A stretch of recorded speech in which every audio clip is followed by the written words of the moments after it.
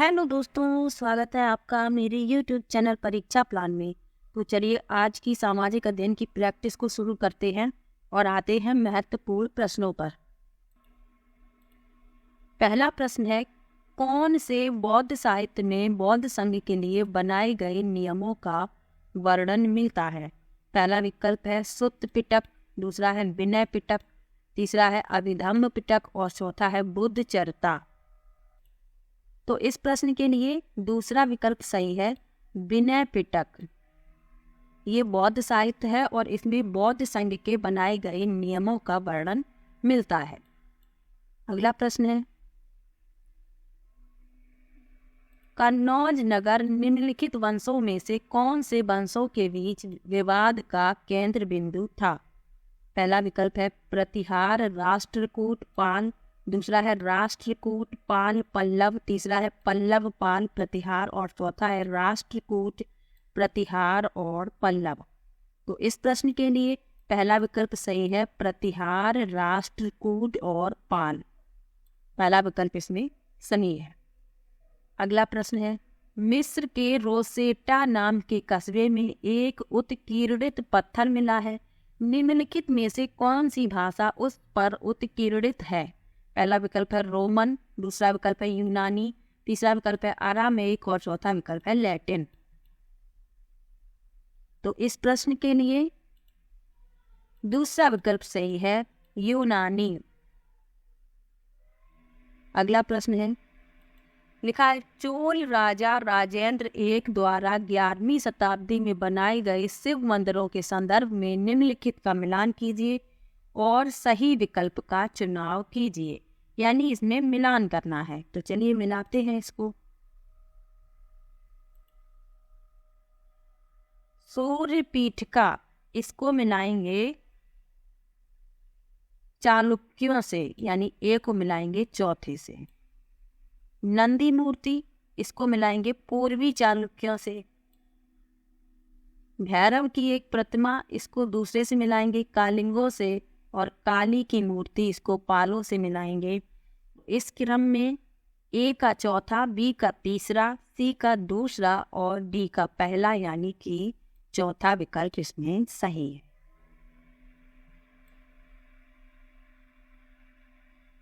अगला प्रश्न है, निम्नलिखित में से कौन सा कथन 17वीं तथा 18वीं शताब्दी के दौरान सिखों के बारे में सत्य नहीं है? पहला विकल्प है सिखों ने अपने आप को पहले जत्थों में बाद में मिसलों में संगठित किया। दूसरा है उनकी संयुक्त सेनाएं दल खालसा कहलाती थी। तीसरा है राखी व्यवस्था के तहत उन्होंने मुसलमानों से उनकी उपज का 20% कर के रूप में लेकर उन्हें संरक्षण प्रदान किया। और चौथा है गुरु गोविंद सिंह ने खालसा को इस विश्वास के साथ प्रेरित किया कि उनके भाग्य में शासन करना था। तो इस प्रश्न में ए भी गलत है, बी भी गलत है, डी भी गलत है। गलत ही पूछे गए हैं। ए बी डी यानी कि तीसरा विकल्प इसका उत्तर होगा। अगला प्रश्न है, वीरशैव आंदोलन की स्थापना किसने की? पहला विकल्प है ज्ञानेश्वर, दूसरा विकल्प है शंकर, तीसरा विकल्प है बसवण्णा और चौथा विकल्प है रामानुज। तो वीरशैव आंदोलन की स्थापना बसवण्णा ने की। तीसरा विकल्प इसमें सही है। अगला प्रश्न है, निम्नलिखित में से कौन सा आदिवासी समुदाय उड़ीसा के जंगलों में रहता था? पहला विकल्प है खोंड, दूसरा विकल्प है मुंडा, तीसरा विकल्प है गोंड और चौथा विकल्प है खासी। तो उड़ीसा के जंगलों में रहने वाला समुदाय है खोंड, यानी पहला विकल्प इसमें सही है। अगला प्रश्न है, चोल अभिलेखों में उल्लिखित इन शब्दों को देखिए और सही उत्तर दीजिए। वैलन वगाई, देवदान, पलीचंदम, साला भोग। विकल्प दिए गए हैं। पहला विकल्प है सभी 4 भूमि की श्रेणियां हैं, दूसरा है चारों माप की इकाइयां हैं, तीसरा है सभी 4 प्रकार के कर हैं और चौथा है चारों मंदिर के महत्वपूर्ण अंग हैं। तो इसमें वैलन वगाई, देवदान, पलीचंदम और साला भोग, ये चारों ही भूमि की श्रेणियां हैं। पहला विकल्प इसमें सही है। अगला प्रश्न है, राजा राम मोहन के बारे में निम्नलिखित में से कौन सा कथन सही है? पहला विकल्प है, उन्होंने ब्रह्मो सभा नाम से एक सुधारवादी संगठन बनाया था। दूसरा है, वह भारत में पश्चिमी शिक्षा के प्रसार के विरुद्ध थे। तीसरा है, उन्होंने सती प्रथा के खिलाफ मुहिम छेड़ी थी। और चौथा है, वह महिलाओं के लिए और अधिक स्वतंत्रता व समानता के पक्षधर थे। तो इस प्रश्न के लिए जो गलत कथन पूछा गया है वह बताना है, वह भारत में पश्चिमी शिक्षा के प्रसार के विरुद्ध थे। ये गलत है और गलत ही पूछा गया है। अगला प्रश्न है, 19वीं सदी के भारतीय समाज के संबंध में कथनों ए तथा आर को पढ़ें, सही विकल्प का चयन करें। अभी कथन दिया गया है, जाति व्यवस्था के विरोध में उठे आंदोलनों के प्रतिक्रिया में रूढ़िवादी हिंदू समाज ने भी सनातन धर्म सभा तथा ब्राह्मण सभा जैसे संगठन स्थापित किए। कारण लिखा है, इन संगठनों का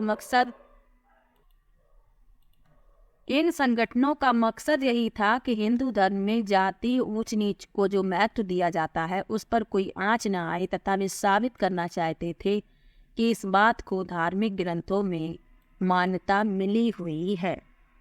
तो ए और आर दोनों ही सही हैं और आर एक ही सही व्याख्या कर रहा है। पहला विकल्प इसमें सही है। अगला प्रश्न है, समाज सुधारकों हरिदास ठाकुर और ईवी रामास्वामी नायकर के विषय में कौन से कथन सत्य हैं? लिखा है, दोनों ने समाज में भेदभाव का सामना कर रहे जाति समूहों के लिए कार्य किया। दूसरा लिखा है, दोनों ब्राह्मणों के उन ग्रंथों के विरुद्ध थे जो जाति प्रथा के समर्थक थे। तो इसमें ए भी सही है, बी भी सही है। ए और बी दोनों ही सत्य हैं। पहला विकल्प इसमें सही है। अगला प्रश्न है, भारतीय राष्ट्रीय कांग्रेस की स्थापना के संदर्भ में अभिकथन ए तथा कारण आर को पढ़ें और सही उत्तर का चुनाव करें। अभिकथन दिया गया है, 1885 में देश भर के प्रतिनिधियों ने बम्बई में सभा करके भारतीय राष्ट्रीय कांग्रेस की स्थापना की। कारण है, सेवानिवृत्त ब्रिटिश अफसर ए.ओ. ह्यूम ने विभिन्न क्षेत्रों के भारतीय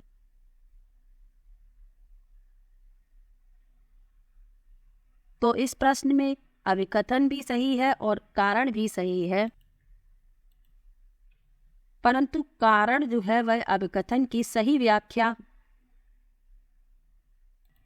नहीं कर रहा है, यानी कि पहला विकल्प इसका उत्तर होगा। अगला प्रश्न है, निम्नलिखित में से किसने गांधी महाराज की जय का नारा दिया था? पहला विकल्प है मिल मजदूरों ने, दूसरा है चाय बागान मजदूरों ने, तीसरा है नील की खेती करने वाले मजदूरों ने और चौथा है किसानों ने। तो गांधी महाराज की जय का नारा दिया था चाय बागान के मजदूरों ने। दूसरा विकल्प इसमें सही है।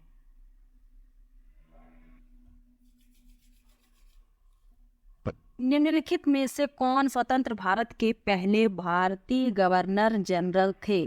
पहला विकल्प है जवाहरलाल नेहरू, दूसरा विकल्प है सी राजगोपालाचारी, तीसरा विकल्प है सरदार वल्लभ भाई पटेल और चौथा विकल्प है डॉक्टर राजेंद्र प्रसाद।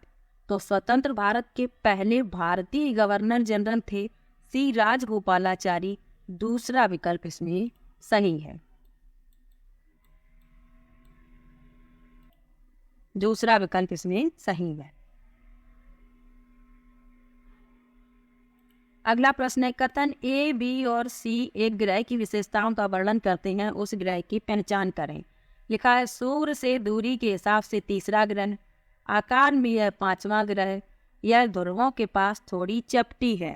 तो ध्रुवों के पास चपटी कौन है? पृथ्वी है। आराम से समझ में आ रहा है कि ये पृथ्वी है। चौथा विकल्प इसमें सही है।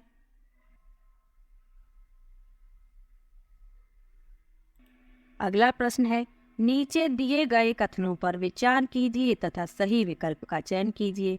विश्व का सबसे बड़ा गर्म रेगिस्तान एशिया में स्थित है। विषुवत एशिया से होकर गुजरता है। एशिया तीसरा सबसे बड़ा महाद्वीप है। एशिया पूर्वी गोलार्ध में पड़ता है।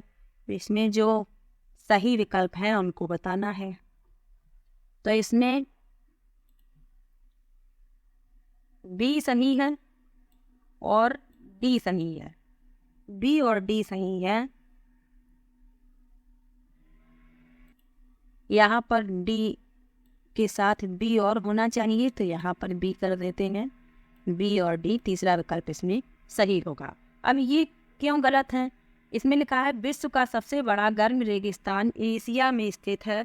तो यह गलत है क्योंकि ये एशिया में नहीं अफ्रीका में स्थित है, इसलिए ये गलत है। सी क्यों गलत है? एशिया तीसरा सबसे बड़ा महाद्वीप है। एशिया तीसरा नहीं, एशिया सबसे बड़ा महाद्वीप है, इसलिए सी भी गलत है। ए, बी और डी सही है। अगला प्रश्न है, निम्नलिखित कथनों पर विचार कीजिए और सही विकल्प का चयन कीजिए। लिखा है वायु की पतली परत पृथ्वी का अटूट भाग है। दूसरा लिखा है यह हमें ऐसी वायु प्रदान करती है जिससे हम लोग सांस लेते हैं। तीसरा है यह हम लोगों को सूर्य की कुछ हानिकारक किरणों से बचाती है। तो इसमें जो है सही विकल्प बताने हैं। ए भी सही है, बी भी सही है, सी भी सही है, तीनों ही सही हैं। चौथा विकल्प इसका उत्तर होगा। अगला प्रश्न है, जब बृहस्पति पर्वतों का निर्माण होता है तब पहला विकल्प है बहुत बड़ा भाग टूट जाता है। दूसरा है बहुत बड़ा भाग विस्थापित हो जाता है। तीसरा है बहुत बड़ा भाग एक ही समय में टूटता और विस्थापित होता है। और चौथा है भूमि का केवल छोटा सा भाग ही टूटता या विस्थापित होता है। तो इस प्रश्न के लिए तीसरा विकल्प सही है, बहुत बड़ा भाग एक ही समय में टूटता और विस्थापित होता है। अगला प्रश्न है, यदि आप गोपा घास के मैदान व हिमनद देखना चाहते हैं तो आपको निम्नलिखित किस राज्य या केंद्र शासित प्रदेश की यात्रा करनी होगी? पहला विकल्प है हिमाचल प्रदेश, दूसरा है जम्मू कश्मीर, तीसरा है लद्दाख और चौथा है असम। तो इस प्रश्न के लिए तीसरा विकल्प सही है, लद्दाख। अगला प्रश्न है, निम्नलिखित में से कौन सा देश सहारा रेगिस्तान में स्थित नहीं है? पहला विकल्प है अल्जीरिया, दूसरा विकल्प है माली, तीसरा विकल्प है नाइजर और चौथा विकल्प है जाम्बिया। तो सहारा रेगिस्तान में स्थित नहीं है जाम्बिया, चौथा विकल्प इसमें सही है।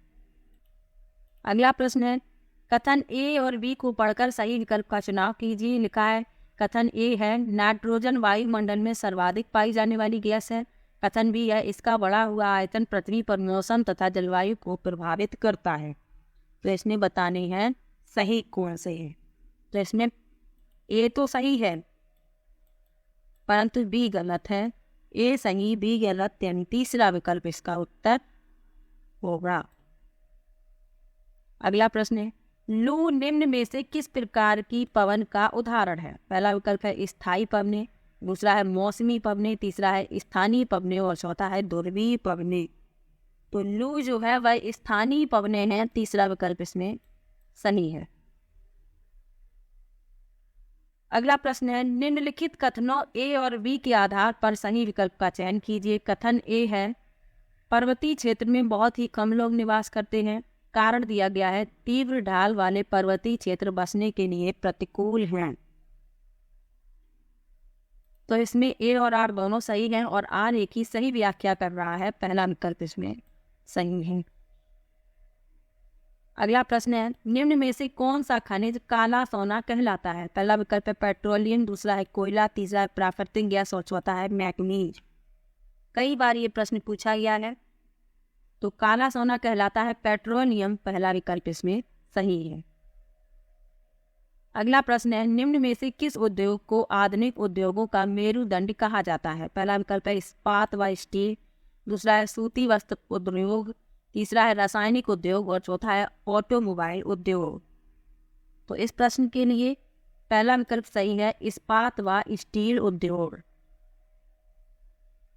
अगला प्रश्न है, मिल्पा, रोका और लद्दाख निम्न में से किस प्रकार की कृषि के अन्य नाम हैं? पहला विकल्प है स्थानांतरी कृषि, दूसरा है मिश्रित कृषि, तीसरा है रोपण कृषि और चौथा है वाणिज्यिक कृषि। तो इस प्रश्न में पहला विकल्प सही है, मिल्पा, रोका और लद्दाख स्थानांतरी कृषि के अन्य नाम हैं। अगला प्रश्न है, संयुक्त राज्य अमेरिका में 1964 के नागरिक अधिकार अधिनियम ने के आधार पर भेदभाव का निषेध कर दिया? पहला विकल्प है नस्ल, दूसरा है धर्म, तीसरा है जेंडर, चौथा है राष्ट्रीय मूल। अब इसमें सही विकल्प बताने हैं। तो इसमें नस्ल, धर्म और राष्ट्रीय मूल के आधार पर भेदभाव का निषेध कर दिया। ABD यानी कि दूसरा विकल्प इसमें सही है।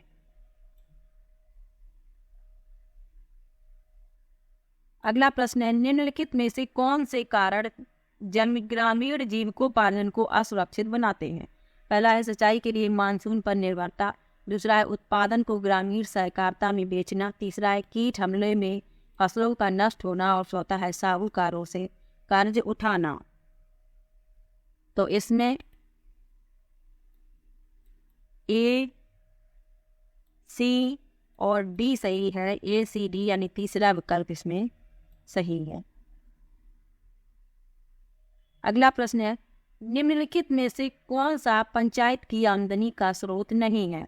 पहला विकल्प है घरों एवं बाजारों पर लगाए जाने वाले कर, दूसरा है समुदाय के काम के लिए मिलने वाला दान, तीसरा है विभिन्न सरकारी विभागों द्वारा चलाई गई योजनाओं की राशि और चौथा है पंचायत सचिव की निजी संपत्ति पर किराया। तो इस प्रश्न में स्रोत नहीं है पूछा गया है। चौथा विकल्प इसका उत्तर होगा पंचायत सचिव की निजी संपत्ति पर किराया। अगला प्रश्न है, नगर निगम के चुनाव के उद्देश्य से गठित किए गए क्षेत्रीय निर्वाचन क्षेत्रों को के रूप में जाना जाता है? पहला विकल्प है परिषद, दूसरा है वार्ड, तीसरा है खंड और चौथा है क्षेत्र। तो इस प्रश्न के लिए दूसरा विकल्प सही है, वार्ड। अगला प्रश्न है, निम्न में से कौन सा क्षेत्र भारत में सबसे ज्यादा रोजगार प्रदान करता है? पहला विकल्प है प्राथमिक, दूसरा है द्वितीयक, तीसरा है तृतीयक, चौथा है गिग इकोनॉमी।